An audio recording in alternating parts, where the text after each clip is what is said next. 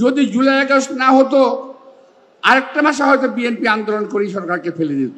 যাদের কয়েকদিন আগে মাত্র মুসলমানি করা হয়েছে, আমার বক্তব্য না, সোশ্যাল মিডিয়ার বক্তব্য, তারা কথা বলেন আমাদের নেতা তারেক রহমান সম্পর্কে। আমি আসার সময় সোশ্যাল মিডিয়ায় দেখছিলাম যে বিএনপিকে এবং আমাদের নেতা তারেক রহমানকে উদ্দেশ্য করে বলছে, হাসিনা গেছে যেই পথে তারেক যাবে সেই পথে। এটা কোনো রাজনৈতিক স্লোগান নয়, দেশকে সুসংগঠিত রাখার স্লোগান নয়, এটা গণতান্ত্রিক ঐক্যকে বজায় রাখার স্লোগান নয়। আমরা এবং আমাদের নেতা সবসময় এই সরকারের প্রতি সহযোগিতার হাত বাড়িয়ে দিয়েছে, বারবার বলেছে সহযোগিতার কথা। অনেক দিক খাটো করে হলো, অনেক ছাড় দিয়ে হলো, আজকের জুলাই সনদ সহ বহু কিছুতে বিএনপি ছাড় দিয়েছে। তারপরও কালকে একজন বলছেন যে যদি এইটা না হয় তাহলে নির্বাচন হবে না, যদি ওইটা না হয় তাহলে নির্বাচন হবে না, যদি এইটা না হয় নির্বাচন হতে দেওয়া হবে না। এক ফ্যাসিবাদকে তাড়িয়ে আরেক ফ্যাসিবাদকে আনবো না। আমরা তো তাই বলছি, এক ফ্যাসিবাদকে তাড়িয়ে আরেক ফ্যাসিবাদ আমরাও আনতে চাই না, আমরাও প্রতিরোধ করব।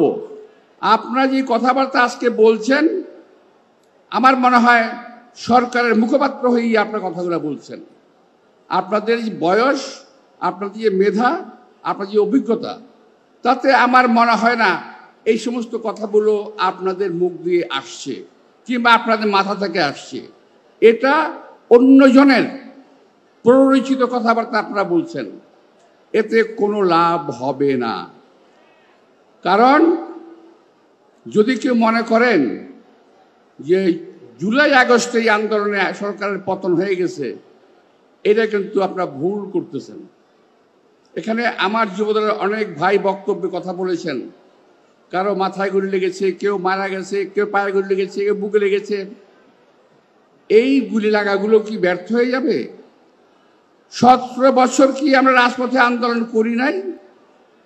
যদি জুলাই আগস্ট না হতো আরেকটা মাসে হয়তো বিএনপি আন্দোলন করেই সরকারকে ফেলে দিত। আমি একটি কথা বলতে চাই, অনেকে গ্রহণ করতে পারেন, নাও করতে পারেন। সম্ভবত 28শে অক্টোবর, সম্ভবত আমাদের একটা মহাসমাবেশ ছিল 23 সালে 28শে অক্টোবর, সম্ভবত আমার ভুল না হলে। সেই মহাসমাবেশে সরকারের পতন হয়ে যাওয়ার কথা ছিল, চক্রান্তের কারণে সেদিন সেটা হয়নি। সেই দিন যে জনসমাবেশ হয়েছিল, ওই সমাবেশ থেকে যদি ঘোষণা দেওয়া সম্ভব হতো তাহলে এই সরকার থাকে না।